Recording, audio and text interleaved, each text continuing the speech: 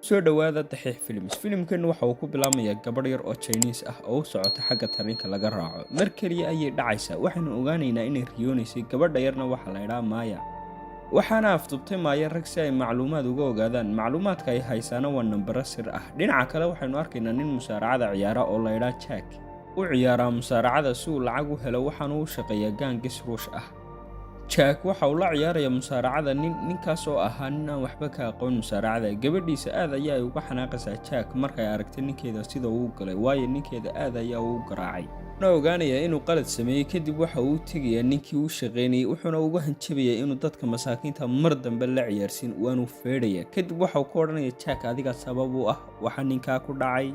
waayo waxaynu ku heshiinay soo maaha in lagu garaaco oo laga badiyo, laakiin cidna kama guulaysan karto. Innagoo taas isku ogen mise ninkii waad garaacday, waxaanaad ii khasaarisay $1 milyan. Jackna aad ayaa ugu xanaaqaya, waanu isaga tegayaa meesha. Kadib waxaynu u tegaynaa Maya oo ah gabadh yar oo caqli badan, nambar kasta oo ay aragtana xifdinaysa markay sidaa u aragtaba. kastana Maya way xisaabin kartaa. iyadoo madrasada joogta xiisadda xisaabta ayuu macallinku ku odhanayaa ka shaqee xisaabtan. waxay uga shaqaynaysaa laba hab, si khalad ah iyo si sax ah. waxayna ku odhanaysaa macallinka waxaad uga shaqaysay adigu sidii khaladka ahayd. ardaydu waa ay ku qoslayaan macallinka. macallinku waxa uu la yaaban yahay gabadhan yar sida ay u taqaano xisaabta. wuxuuna ogaanayaa macallinku inay tahay gabadh maskax badan. kadib maamulaha ayaa uu sheegayaa Maya. maamuluhu waxa uu sheegayaa inay tahay gabadh caqli badan oo ay tahay in la geeyo meelaha ay dhigtaan dadka xisaabta aadka ugu fiican. way murugoynaysaa, waxayna ka dalbanaysaa in iskuulkeeda ay joogto oo aanay rabinna mid kale, waayo asxaab badan ayaa ay ku leedahay iskuulkan. waxayna u sheegaysaa inay ka baqayso in iskuul kale ay aado. kadib asxaabteeda ayay u raacaysaa suuqa, mise rag ayaa afduubanaya, waxaana afduubtay gaangiska Chinaha. Maya saaxiibteed waa inanta uu dhalay odayga ay raggani u shaqeeyaan, iyadaana u sheegtay Maya xisaabta sida ay ku tahay. waxay rabaan inay Maya la shaqayso. hadday u shaqaysana hooyadeed oo xanuunsanaysa ayay daaweynayaan. Maya way yeelaysaa inay la shaqayso, wuxuuna odayga gaangiska maamula u sheegayaa inay samaynayaan warqado been ah. in ka mida kooxda looga dhiga aabbo. qofka aabbo looga dhigayna waa Jan waxa uu tegayaa taliyaha, wuxuuna kula heshiinaya inuu warqadda dhalashada ee beenta Maya soo saaro. taliyuhuna Jan waxa uu ku dalbanayaa lacag aad u badan inuu siiyo. uu ka diidayaa ilaa uu marka dambe uu yeelo, wuxuuna u sheegayaa inay maanta wixii ka dambeeya nin askartooda ka mida aanay dili doonin. kadib sidaas ayay ku heshiinayaan. waxaynu arkaynaa Jack oo wacaya gabadhiisa oo ayna ka qabanayn, wuxuuna duubayaa cod, wuxuuna ka baqayaa inay wax ku dhaceen. kadib aqalka ayuu aadayaa, waxaana jooga aqalka gaangiskii Ruushka ahaa. waxayna ka odhanayaan maalin dambe haddaad ciyaarto musaaracada waan ku dilaynaa. sidoo kale waxa ay ku odhanayaan qofkaad la hadishidna waan dilaynaa, xataa hadduu qofkaasi wuxuu doono ku weydiiyo oonad adiguna garanayn. Jack waa uu yeelayaa shuruudooda si aanay u delin gabadhiisa iyo carruurtiisa. kadib tareenka ayaa uu raacayaa si uu raadsado meel uu seexdo. kadib waxaa arkaya wiil yar oo musaaracada ku daawaday, wuxuuna u sheegayaa inuu ka helay dagaalkiisa. Jack lama hadlayo, wuuna isaga tegayaa si aan loo dilin wiilka hadduu la hadlo. dhinaca kale waxaynu arkaynaa Maya oo la socota Jan oo u sheegaysa dhammaan xisaabaadka meelaha ay suuqa ku leeyihiin, si uu ogaado in dadka u shaqeeya ay xadaan lacagtiisa iyo in kale. Maya waxay u sheegaysaa meherad kasta oo ay leeyihiin lacagta ay ka faa'iidaan iyo wax kasta oo ay khasaaraan. ay soo gaadhaan meel kaasiino ah oo ay leeyihiin, waxayna u sheegaysaa in ninka jooga meeshaas uu lacagta kala qariyo. Jan waa uu xanaaqaya, ninkii hayay meeshana waa uu garaacaya, kadib waa uu dilaya.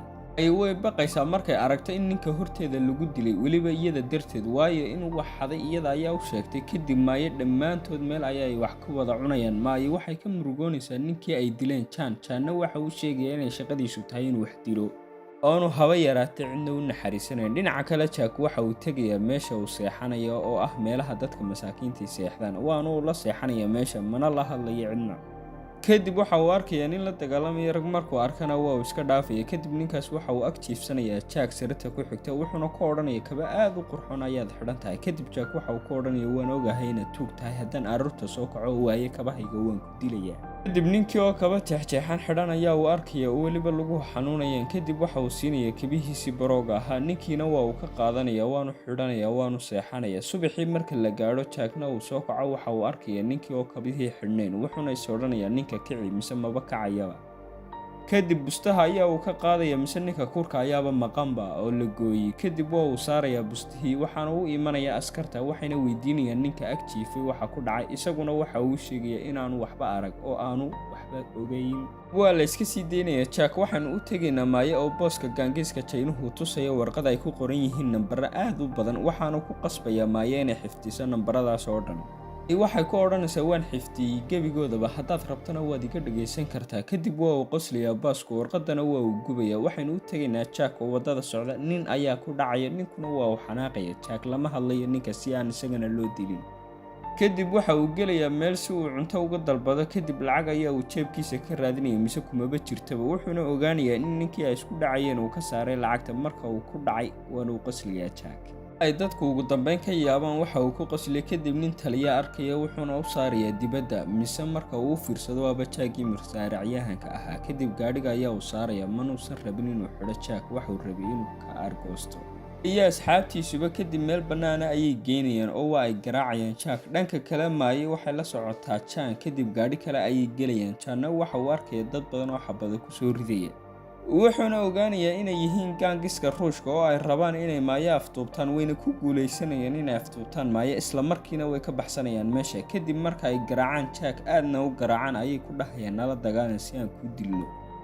isaguna waa uu diidayaa inuu la dagaalamo. wuxuuna ku odhanayaa haddaad rabto inaad idisho anoo soo jeeda i dil.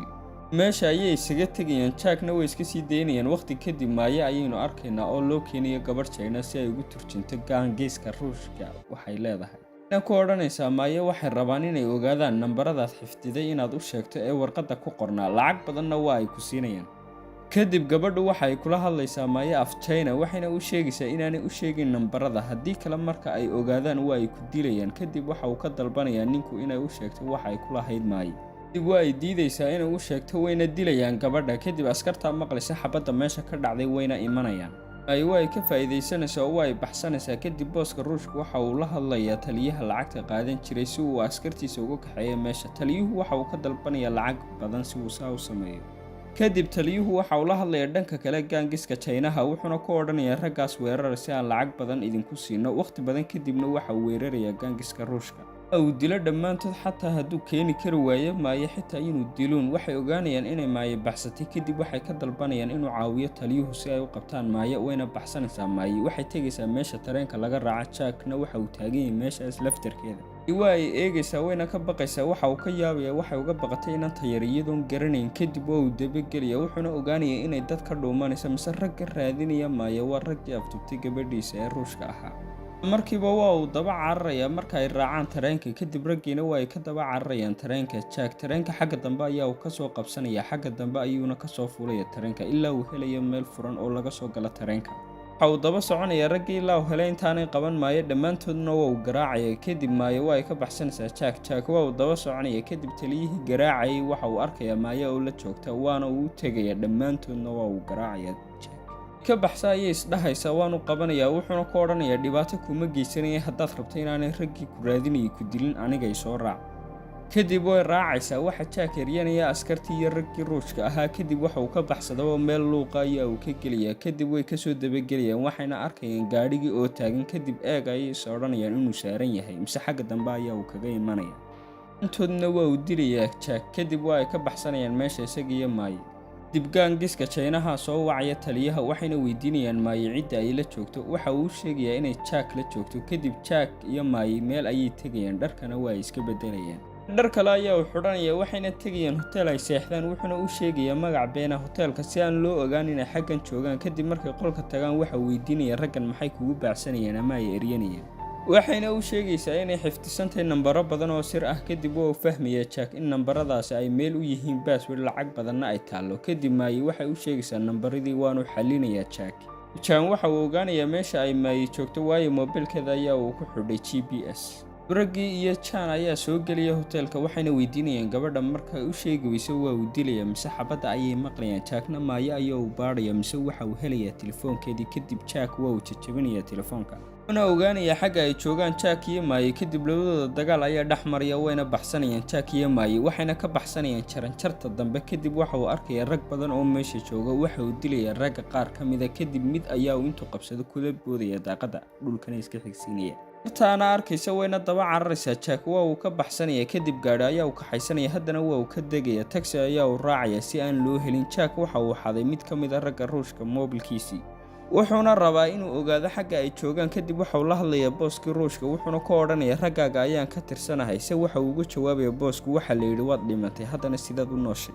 been ayaa uu sheegaya, wuxuuna ku odhanaya been ayaan isaga dhigay inaan dhintay. Kadib taliyaha u tegaya maayarka oo ay iskula jireen sheekada, wuxuuna u sheegaya inuu Jack nool yahay. waxaynu ogaanaynaa in taliyaha iyo maayarku ay yihiin rag tuuga oo dadka lacagta ka qaata. Jan waxa uu ogaanayaa booskiisa Maya, wuxuuna weydiinayaa inay cidi u sheegtay nambarada xifdiday, waxayna ku odhanaysaa cidna uma sheegin ilaa marka dambe ay ku dhahdo waan kuu dhaaranaya inaanan cidna u sheegin nambarada. Jan waa uu ka shakiyay inay cid u sheegtay, wuxuuna isku dayay inuu bedelo balaanka si aanay cid kale u ogaan miishanka meesha ka socda, mise booskaa diidaya in la bedelo balaankii hore sidiisaana loogu soconayaa.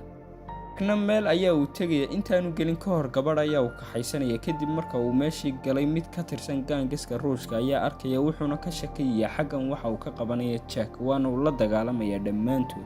kadib waxa uu garaacaba weliba midmid uu garaaca. ugu dambeyn waxa uu afduubanaya wiilka uu dhalay booska Ruushku. kadib waxa uu la hadlayaa booska Ruushka, waxaanu ka odhanaya iska dil wiilka, waayo kuma sheegayo.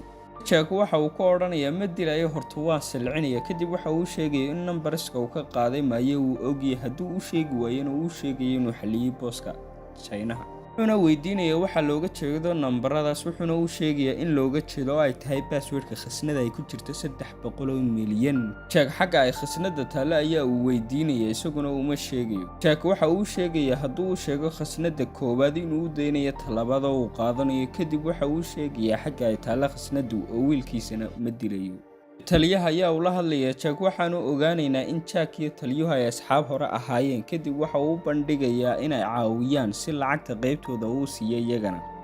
kadib waxay weydiinayaan Jack sidee ku ogaatay 300 milyan inay ku jiraan. kadib waxa uu tusayaa wiilka uu dhalay booska gaangiska Ruushka oo uu aabihii u geynaya si uu u sheego xagga ay khasnada taalo.